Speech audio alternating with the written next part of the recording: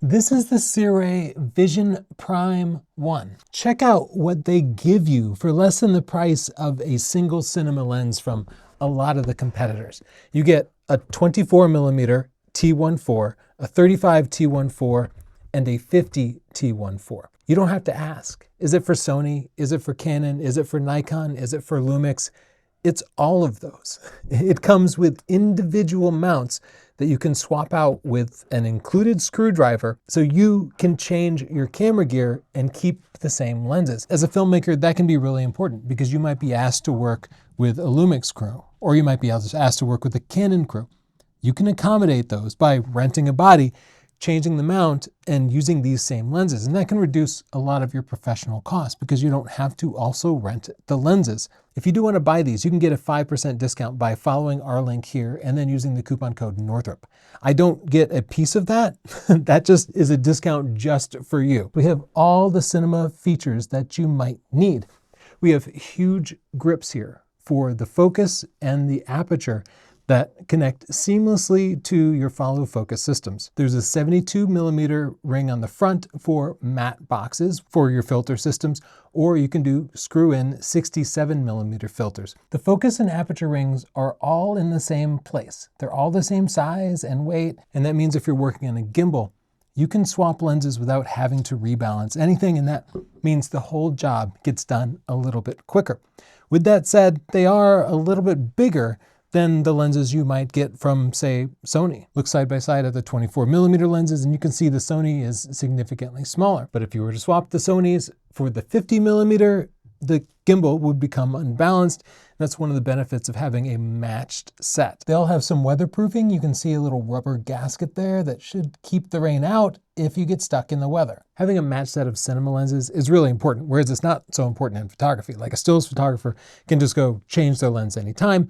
Nobody's really going to notice the exposure differences, but differences in exposure and color and contrast and bokeh can be more noticeable in a video or film where you're switching between camera angles of exactly the same subject. And you can fix a lot of that stuff in grading. But when you have a matched set, it means you don't have to spend as much time grading. And again, it's all about saving you some money. I found as I compared the results from these three that they were really well matched. There were a few differences. When I looked at the Starburst with these shut down to T16, I found out the 50mm has a different number of aperture blades than the other two lenses, so that's something to be aware of. But I didn't really notice that in the bokeh. Of course, there's no difference when the aperture is wide open, but even shutting it down, I didn't see any real difference. So in most ways, they handled it just fine. I also found that the 50mm was about 1/8 of a stop darker than the 24 and 35. So the T-stops might not be quite exactly accurate. I also noticed that they're just a little bit darker than my Sony f1.4 lenses, and to me that probably means that these might be more accurately described as T1.5. Manually focusing with these lenses is a dream. It's extremely precise because they have an extremely long focusing throw. In fact, to go from minimum focusing distance to infinity, I have to reset my hand several times. Most of the time you'll probably be using these with follow focus or even motorized follow focus. So covering that distance won't be a problem, but if you are trying to focus these by hand, be aware that for longer focus throws, it could be difficult to do so smoothly.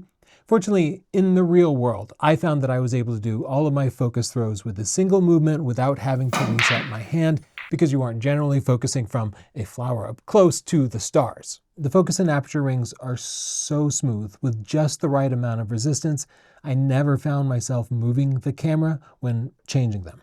Speaking of focusing, I tested all three lenses for focus breathing by focusing from near to far and looking to see if any of the subjects in the frame changed size while I did that.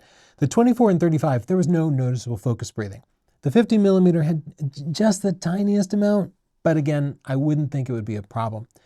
If you absolutely cannot handle any focus breathing, the Sony native lenses can automatically remove that in camera, but you're paying way more for it. The focusing distance is marked in both meters and feet on either side of the lens. So whichever system you're comfortable with, you can look at that side of the lens. After years of using mirrorless lenses with electronic autofocus, I found the mechanical autofocus to be such a dream. The problem with these is they have focus by wire.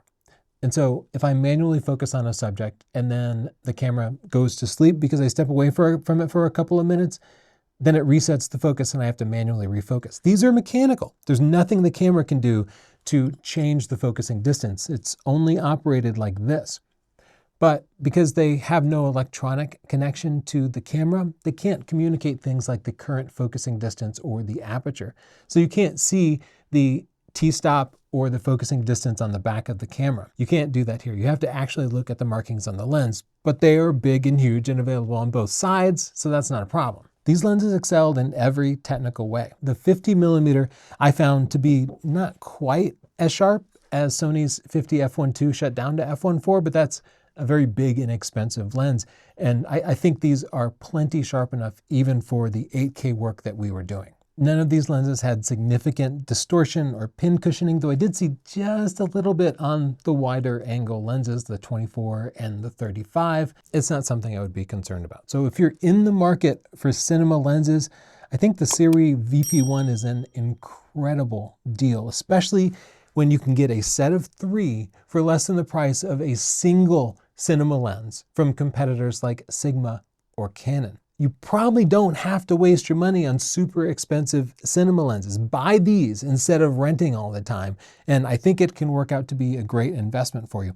In the comments down below, let me know what you think. Once again, use our link and then the coupon code Northrup and you can get a 5% discount. By the way, thanks Siri for loaning me these lenses. By the way, thanks Siri. I can use ChatGPT to answer that. Cancel.